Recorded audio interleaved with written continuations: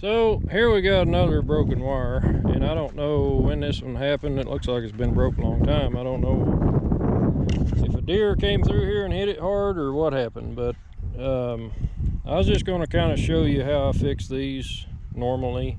There's more than one way to do it, but I'll just kind of show you some simple stuff.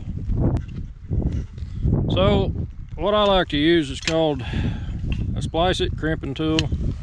You can cut wire, you can crimp. The jaws are notched, and you can cut wire here, you can crimp these crimpers, and they make different sizes for different gauges of wire. Another thing you're going to have is a come along or a power pull. If you buy one of these, make sure it has gear teeth on both sides of that drum, because the ones with just one side, they usually break real quick. This has been a really easy to use one. I really like this one. I can't remember what brand it is. It says Ohio Hoist and Puller. Quarter ton hooks on it, double line. It just works really good. Enough. I've got two different types of wire. These are stretchers. This is actually how you connect to the wire. Got a noisy dog. She just loves to run with the side by side. Anyway, I got to kind of straighten this wire out, and it's usually good to go ahead, if you got a barb close to the end there, it's good to go ahead and pull that off, because it'll be in your way when you put the splice on. Problem is, the end of the wire is kind of messed up, so I'll cut that boogered up spot off there. Okay, I may have actually hit this with a tractor. The way that looked, it kind of looked like it smashed. So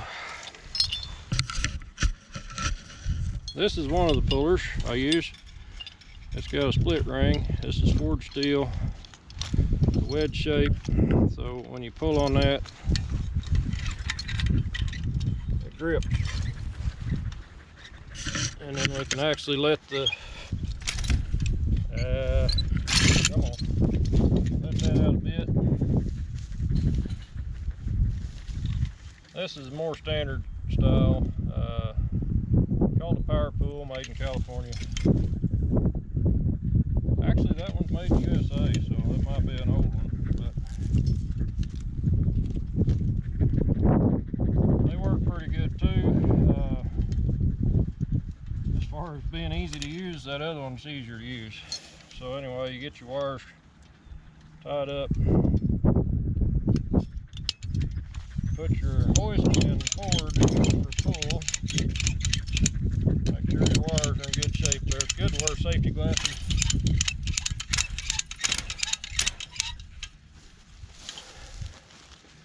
You can see we're short just a bit.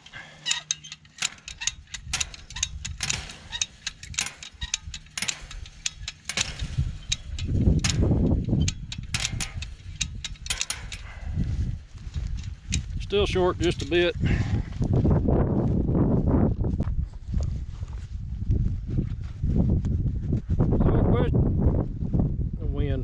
So a question you might have is, how tight do you tighten your wire? Well, you stop before it breaks.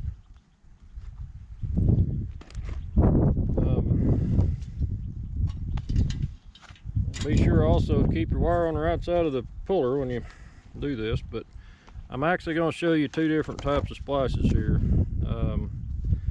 because if you know how to do them both, then you're pretty much covered. But this is a 4-point wire. I'm actually going to cut the barbs off here because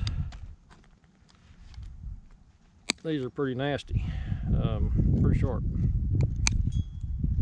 If you don't have any Nip-X pliers for cutting wire,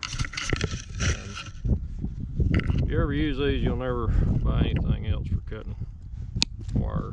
They work great. Anyway, I'm not paid to sell these. I'm just telling you, they're pretty good pliers. Well, anyway, I'm going to show you two different methods of splicing. If you're doing a deal like this where we had to add some wire, I don't like to use splices more than I have to, because they do tend to fail more than this type of splice. So you could put 2 splices in it if you just wanted to get it done quick, a little quicker. But we just make a loop in our new wire,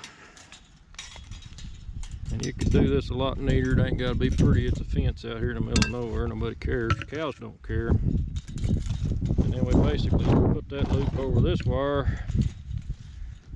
Find is a good spot to bend it back. Helps if you grab your fence pliers and do that.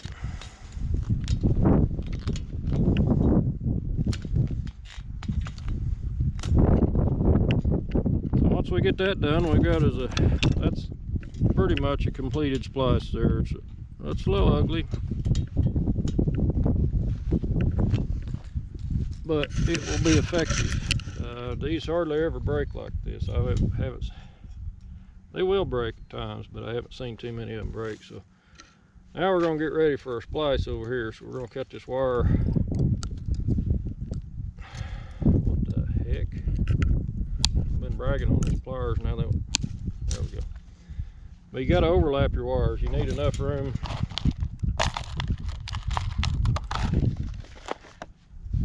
You put your splice over. This wire's kind of bent up, so I'm going to kind of straighten it just a little bit by twisting on it there. And then we can put our slide our new wire inside there too, inside our crimp. Sometimes you got to kind of persuade them. Now what you want to do is crimp it. You want to be sure don't cut your cable, but it's good to put at least 4 crimps on these.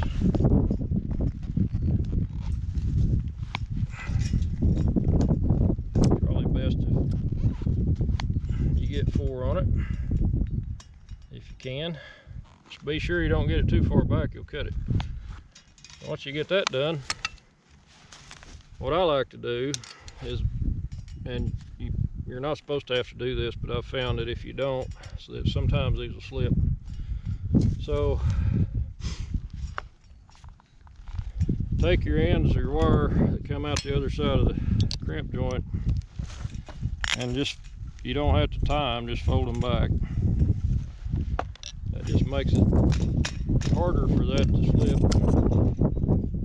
And we reverse our puller.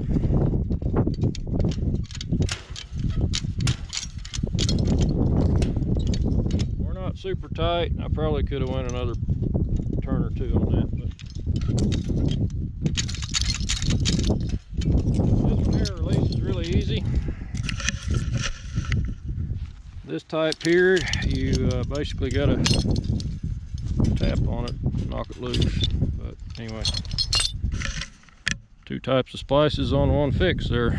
As tight as the other wires. This kind of comes down through a valley here, so if you pull this wire too tight, it pulls the T-post out of the ground. So you don't want to get it super duper tight. But my electric wire ends right here, so I've got to find the other end of that and continue on with my electric fence. So what I'm using on it is the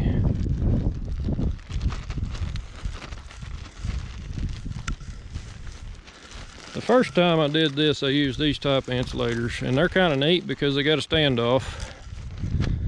But what I figured out is they aren't very strong. So I'm using what they call lock jaws. I can show you how one works here. You basically, it's best if you put the wire in it first, and then, see, this T-post needs drove in the ground. Basically just snap them on the post, and they'll go on either side. These fit on either, they'll fit on this way or that way or this way. They're called a 360. But anyway, yeah, I got that 1/4 mile done, and I've got some more to do on this one. And we're about an 1/8 mile from the middle, I guess. Anyway, ranching okay today.